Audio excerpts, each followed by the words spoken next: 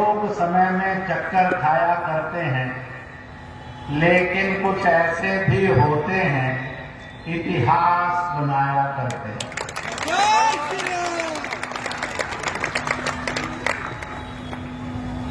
आज की ये सभा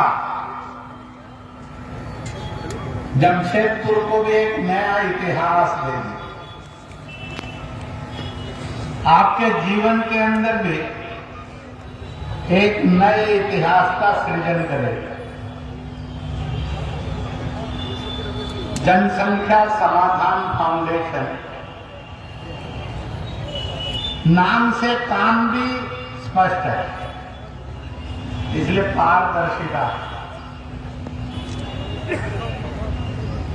मंच और सामने बैठे हुए एक दूसरे की शोभा बढ़ा रहे भाइयों और बहनों, बुजुर्ग समान भी लोग हैं,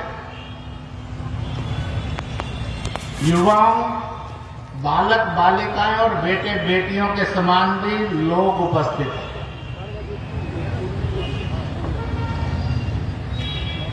आज दिन भर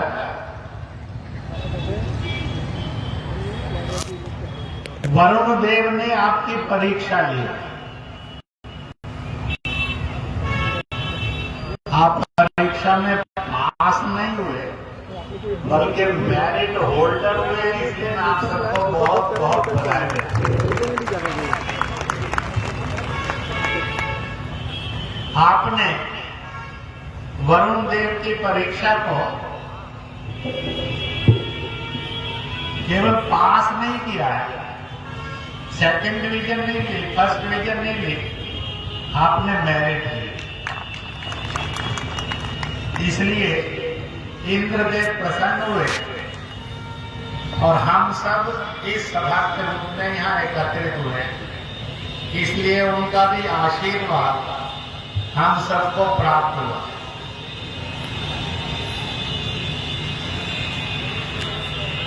भारत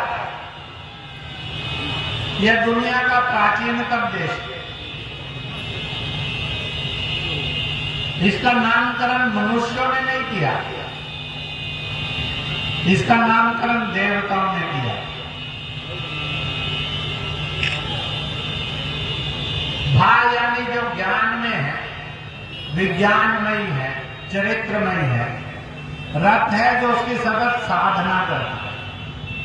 भारत ज्ञान, विज्ञान और आचरण की सतत साधना करने वाली भूमि का नाम है।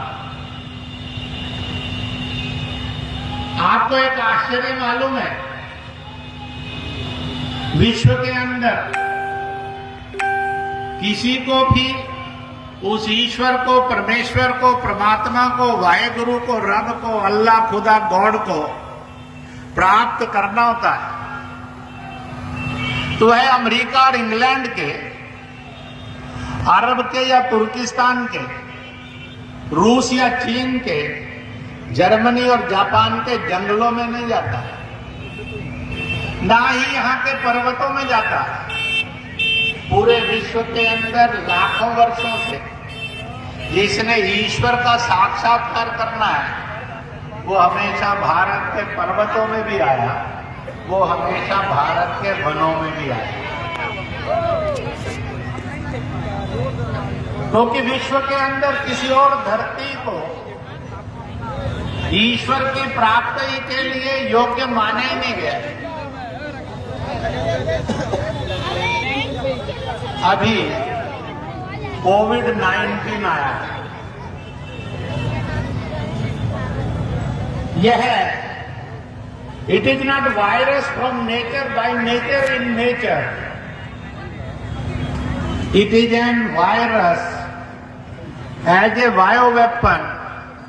यह एक शस्त्र है जो चीनियों ने तैयार किया, चीन की लैब में तैयार हुआ।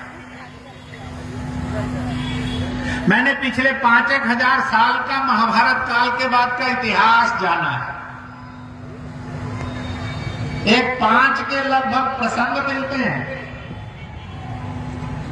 जब यूनान में, मायन संस्कृति में, अरब में कभी लोकली बायो वेपन का उपयोग हुआ और सैकड़ों हजारों वर्षों में बायो वेपन पूरी मानव जाति के विरुद्ध कभी उपयोग में नहीं आया दोस्तों। It is the first time चीन ने बायो वेपन के द्वारा करोड़ों करोड़ों मानवों को संक्रमित किया, लाखों का मांस और रक्त पीने का धंधा किया।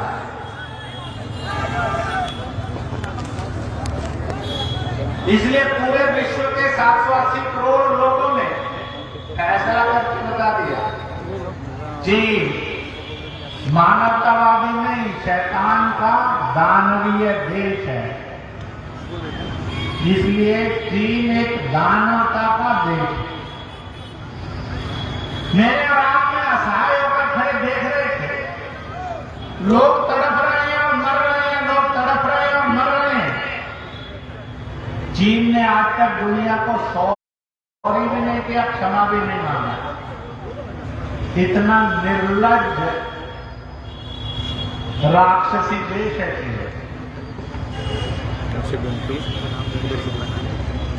जब सारी दुनिया में हाहाकार था, तब दुनिया के अंदर मानवतावादी बनकर दुनिया को सहारा देने के लिए कौन आ गया है? 130 से अधिक देश दुनिया के अंदर संक्रमित है। 15 दिन के अंदर दुनिया के हर देश का हाल पूछना, उनको हिम्मत और हौसला देना, भाइयों बहनों घर करके सीना तान कर इस बात को आप बोल सकते हैं, बोलना चाहिए। भारत ही एकमात्र देश था जिसने दुनिया का हालचाल पूछा और भारत के वर्तमान प्रधानमंत्री श्री नरेंद्र मोदी एकमात्र नेता थे जिन्होंने दुनिया की खबर ली।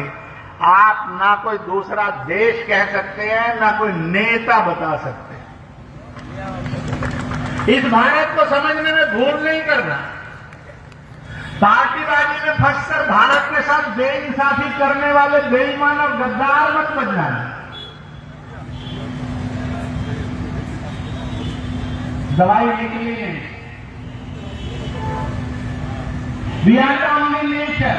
हम ही एक ऐसे देश थे जिसने दुनिया के 130 देशों को ऐसी क्यों की मेडिसिन सप्लाई की। ये भारत में 35-40 साल पहले खोजती गई थी। इसकी आयु 90 वर्ष तक की थी। इसलिए भारत में 130 देशों को इसको सप्लाई सारे भी आयुर्वेद की, यूनानी और होम्योपैथी की टेबलेट दी, सैनिटाइजर दिया। जो मेडिकल मास्क था, जो कीमती भी था और कम से कम आयु जिसकी थी, भारत ने उस संकट की घड़ी में दुनिया को रोजगार का रास्ता भी दिखाया और भारत को रोजगार भी दिया। भारत के प्रधानमंत्री एक दिन प्रकट हुए, उन्होंने अपना अंगोछा मुंह पर डाला और एक नए उद्योग का जन्म हुआ जिसको कपड़े का मास्क कहते हैं। पूरे भारत के अंदर 6 लाख से अधिक परिवारों को, पूरे भारत के अंदर 1 लाख के लगभग संस्थाओं को भारत में रोजगारियों को संकट की घड़ी में कर हमने इसलिए मास्क सप्लाई किया,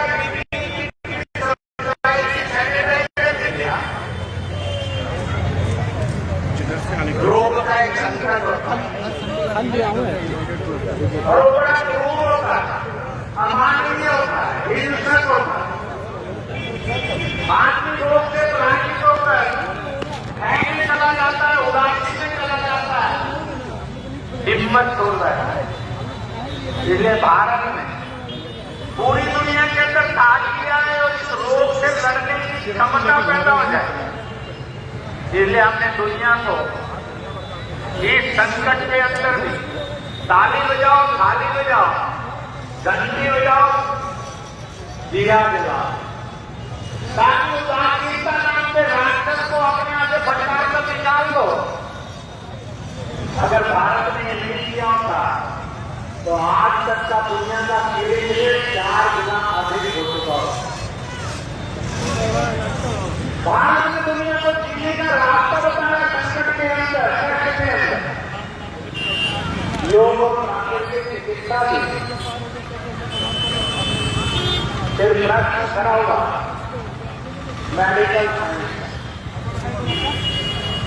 और उस मेडिकल साइंस के अंदर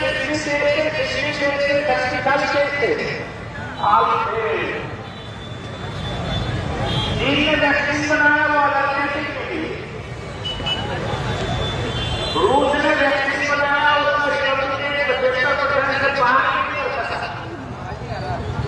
अमेरिका यूरोप में वैक्सीन लाया उसकी कीमत इतनी हजार टूट कर गई। अल्टीमेटली दुनिया ने कहा एक वर्ष से हम भारत की वैक्सीन को देखना चाहते हैं।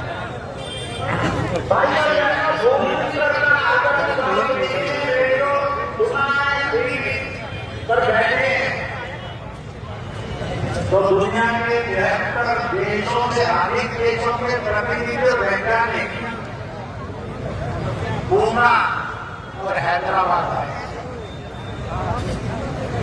उन्होंने घंटों ऑब्जर्व किया, ये फैक्ट सेटिस्फाइड, उन्होंने कहा इसे उत्तम नहीं है। भारत ने उसका व्यापार नहीं किया। दोस्त देश है कि दुश्मन देश है? भारत एक मानवतावादी देश है और रहेगा। दुनिया की दुनिया के लिए सांप्रदायिक संकुचित कंट्रोल झूठ बोलने से सच नहीं बदलने वाला है। और इसलिए सभी देशों को भारत में ही फिर से वैक्सीन सप्लाई किया। भारत में भी 2 करोड़ से अधिक लोगों ने लगवा लिया। पर मैं भी एक सूचना आपको जरूर दूंगा, अभी तीसरी, चौथी और 5वीं वैक्सीन इन वेटिंग है जो मार्केट में फ्लोट होने वाली। आईसीएमआर उसकी तीसरी वैक्सीन पर टेस्टिंग चल रही। उनके वैज्ञानिक चिकित्सक उन्होंने एक सूची बनाई हिंदुस्तान भर में जिन पर उसको टेस्ट करेंगे, तो हमारे पास भी है। मैंने 1.25 महीने पहले बाएं बाजू पर और लगभग 20 दिन पहले दाएं बाजू पर